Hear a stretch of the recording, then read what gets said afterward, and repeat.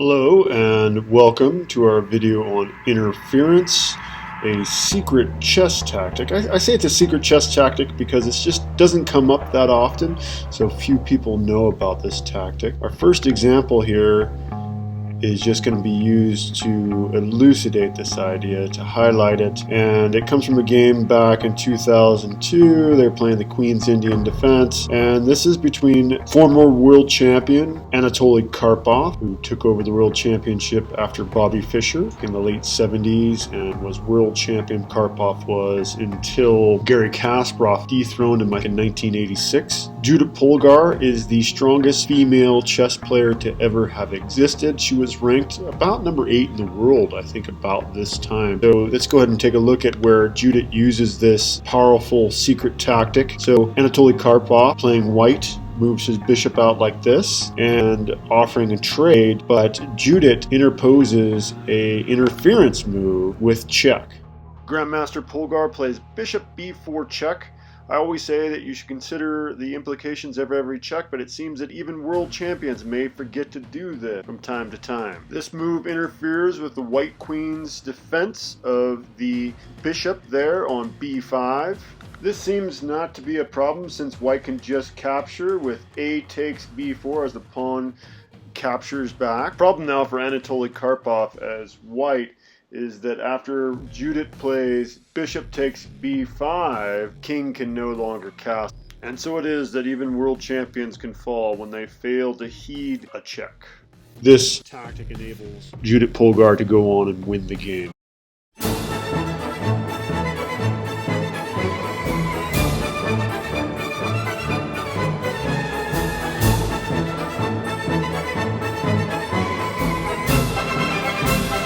In the actual examples we'll go through, we'll always be playing the king on the bottom half of the board.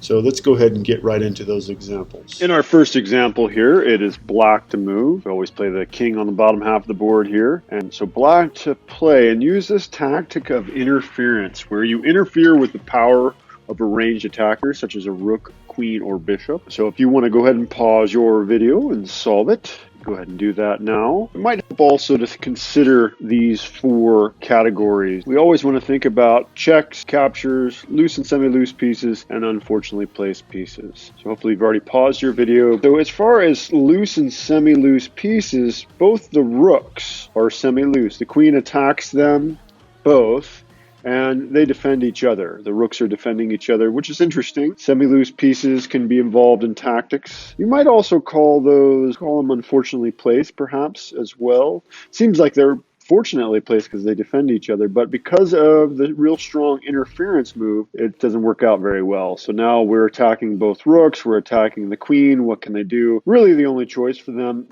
is to go ahead and capture, and we capture back, and we're up a couple of pawns, and black should be able to win this game if they keep their head on their shoulder. Okay, it's white to play here, as we always play for the king on the bottom half of the board, and we're going to use this super powerful secret tactic, interference. Interference is when you interfere with the power of a bishop, rook, or queen, whether that be in their defense or on their attack. If you'd like to go ahead and pause your video and solve this one, go ahead and do that. You might want to consider these 4 categories that create all tactics. That'll definitely play some part in solving this. Okay, so we always want to consider checking moves. It looks like we could play a couple of knight checks, which might be interesting. We could check here.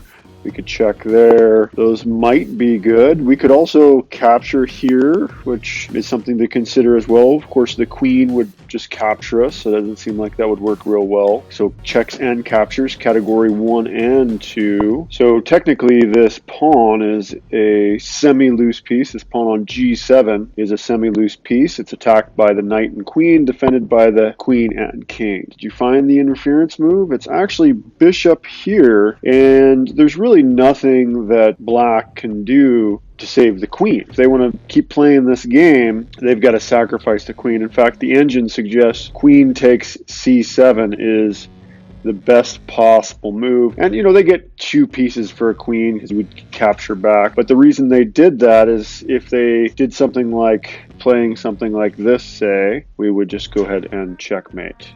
Okay, white to play here and take advantage of this interference tactic that we've introduced to. So here's a, you can go ahead and pause your video if you want to go ahead and solve how to look at this one. Well, it looks like a back rank situation here. In fact, it's almost like we're playing a clearance sacrifice here, because if the bishop was just out of the way, if the bishop was just gone, we would play queen captures f8 check, the rook would have to capture, and then we would go ahead and capture back. So this is almost like a clearance sacrifice. We're also going to interfere with the rook's defense of the bishop, so we got two attackers on an independent piece, and there's really not much that black can do here. If they take the bishop, well, then we go ahead and capture, they capture, and we capture back for checkmate.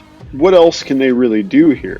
You see the engine recommends queen f7, which is pretty crazy, and it still says there's a checkmate in 10 moves. If you notice there, mate in 10, even if they do play that.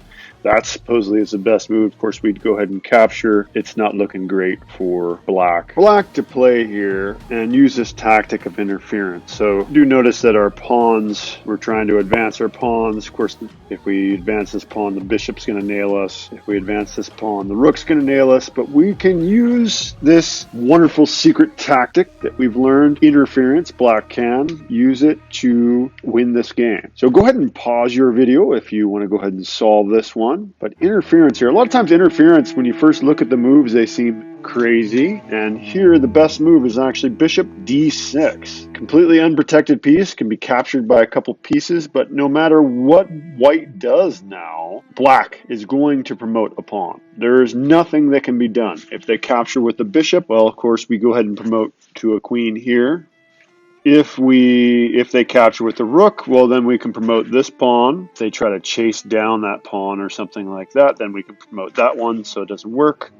There's just nothing that white can do after this crazy move, bishop d6. Bishop d6 uses this powerful tactic of interference.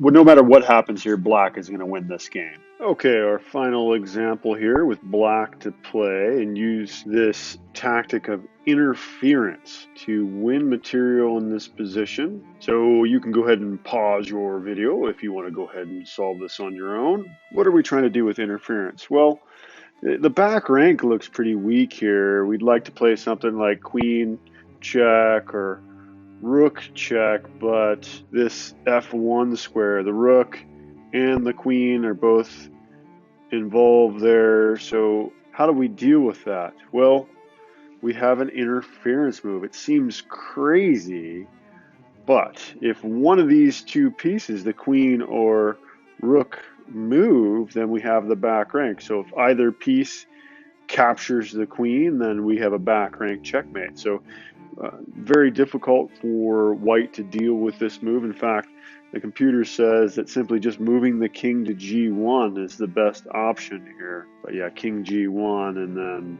queen takes f6, free rook. Yeah, I guess queen captures is what they're suggesting, but black is now winning this game. This concludes our video on interference, a secret chess tactic.